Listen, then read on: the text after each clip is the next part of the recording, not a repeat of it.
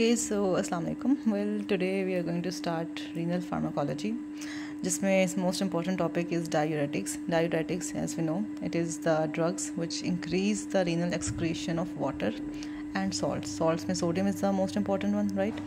तो एक होता है नाइट्रोयूरेटिक जो जस्ट सॉल्ट की या सोडियम की एक्सक्रीशन ज़्यादा करें, एक होता है एक्वायूरेटिक जो जस्ट वाटर की एक्सक्रीशन ज़्यादा करें, और एक होता है डायूरेटिक जो कि सोडियम और वाटर दोनों की एक्सक्रीशन को ज़्यादा करें. ठीक है, अब हम डायूरेटिक्स की बात करते हैं.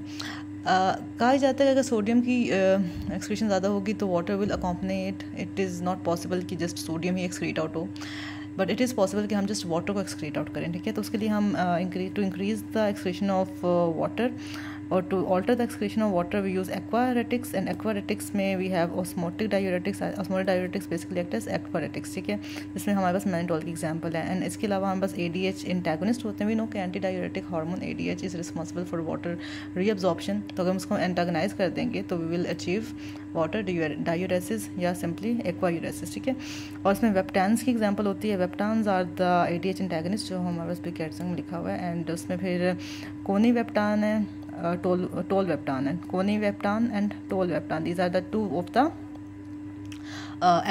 एक्वारेटिक्स जो कि ADH इंटेगनिस्ट में आ जाते हैं. ठीक है, अच्छा ये तो हो गए एक्वारेटिक्स की बात.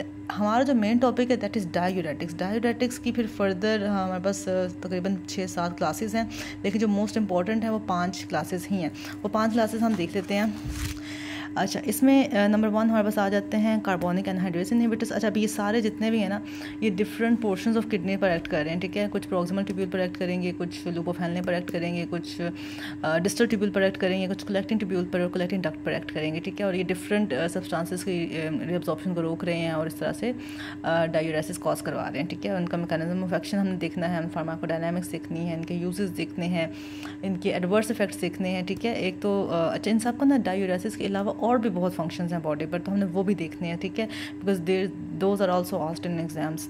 अच्छा, इस डायूरेसिस क्लासिफिकेशंस में, सो डायूरेटिक्स की क्लासिफिकेशन में first of all we have the carbonic anhydrase inhibitor जो कि प्रोक्सिमल ट्यूब्यूल पर एक्ट कर रहा है. ठीक है, then we have the sodium glucose cotransporter जो कि इटसेल्फ डायूरेटिक तो नहीं है, बट ये ग्लूकोज की एक्सक्रीशन को इंक्रीज़ करता है. डायबिटिक्स में हम देते हैं इस ड्रग को, तो ग्लूकोज की एक्सक्रीशन इंक्रीज़ करके ये वाटर और सॉल्ट भी इसको फॉलो करते हैं. तो that is how it helps in diuresis as well. फिर लूप डायूरेटिक्स आ जाते हैं जिसको हम हाई सीलिंग डायूरेटिक्स भी कहते हैं, because these are really effective. ठीक है, समटाइम्स ये फर्स्ट लाइन ऑफ थेरेपी भी होते हैं फॉर डायूरेसिस. ठीक है, ये हम डिटेल में देखेंगे बाद में. देन वी हैव थायाजाइड जो कि डिस्टल ट्यूब्यूल पर एक्ट कर रहे हैं, अगेन डायूरेसिस कॉज करा रहे हैं. Then potassium sparing diuretics as well. तो these are the major classification, और इन्हीं को ही हमने आगे लेकर चलना है. इसके अलावा 2 और भी होते हैं, तो हम ADH एंटागनिस्ट देख चुके हैं, और एक तो वही है ADH एंटागनिस्ट. ठीक है, जो कि वाटर की रिअब्जॉर्प्शन को रोक रहे हैं, जो ADH कॉज करा था. ठीक है, इसके अलावा कुछ एल्डोस्टेरोन एंटागनिस्ट भी होते हैं जो कि हम पहले भी पढ़ चुके हैं, हमने एंड्रोजन्स वाले टॉपिक में भी पढ़े हैं, तो वो भी हम दे सकते हैं सो दैट सोडियम की रिअब्जॉर्प्शन ख़त्म हो जाए. ठीक है, तो हम इन सबको 1 बाय 1 देखेंगे. But as we can see acetazolamide या कार्बोनिक एनहाइड्रेस इनहिबिटर है जो प्रोक्सिमल ट्यूब्यूल पर एक्ट कर रहा है, और ये सोडियम ग्लूकोज को ट्रांसपोर्टर को या सोडियम बाइकार्बोनेट रिअब्जॉर्प्शन चैनल को इनहिबिट करके हम सारा वो एक्शन परफॉर्म करता है.